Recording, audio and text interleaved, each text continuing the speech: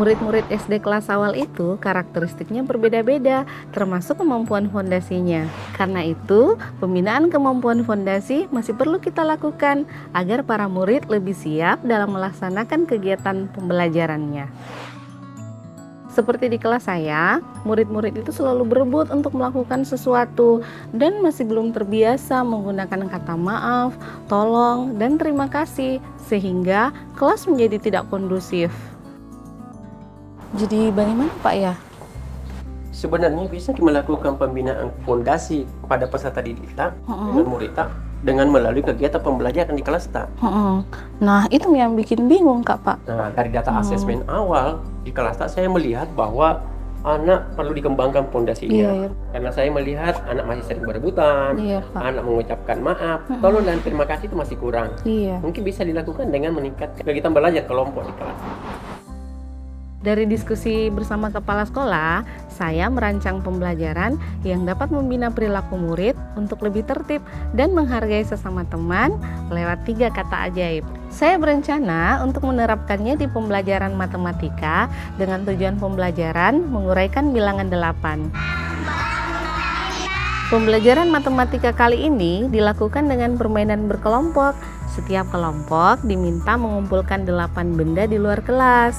Tujuannya untuk membina murid dalam berbagi tanggung jawab dan partisipasi bersama. Permainan dimulai dengan suit antar kelompok secara bergantian, di mana pemenangnya akan mendapatkan 1 benda sampai berjumlah 8.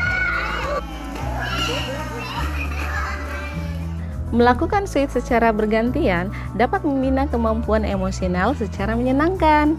Murid dapat bermain secara bergantian, memberikan kesempatan temannya bermain, serta menumbuhkan kesabaran saat menunggu giliran. Ketika ada murid yang melakukan permainan secara tidak tertib, permainan akan diberhentikan sejenak.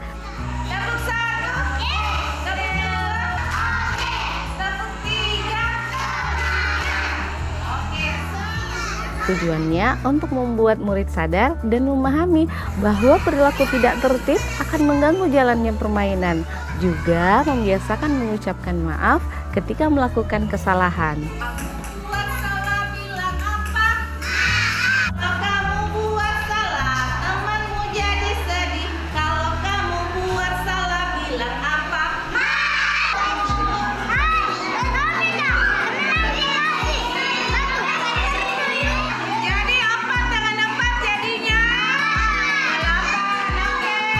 Bisa angka 5 dan 3. 3 dan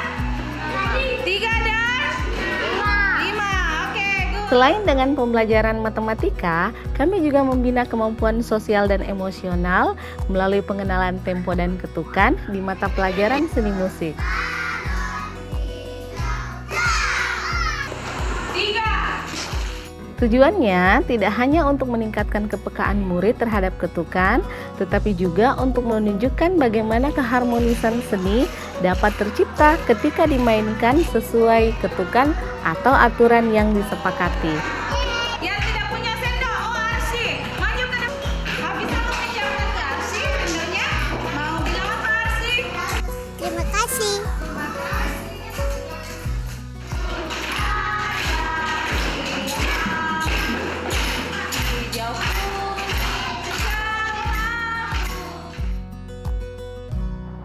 Selain membina kemampuan fondasi murid lewat pembelajaran inti, kita bisa melatih kemampuan fondasi murid melalui kegiatan pembiasaan di kelas.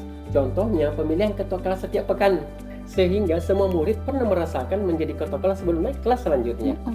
Oh iya Pak, dengan pemilihan ketua kelas secara bergantian, sebenarnya kita membina kemampuan fondasi murid untuk dapat menerima tanggung jawab dan menghargai sesama teman.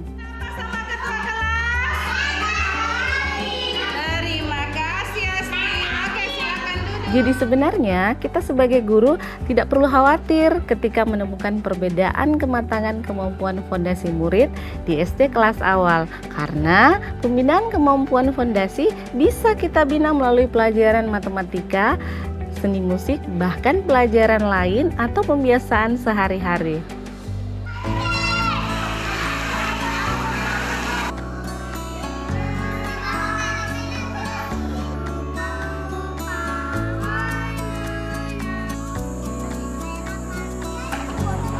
Mari bina kemampuan fondasi melalui pembelajaran dan pembiasaan untuk memastikan kepemilikan kemampuan fondasi murid di SD kelas awal.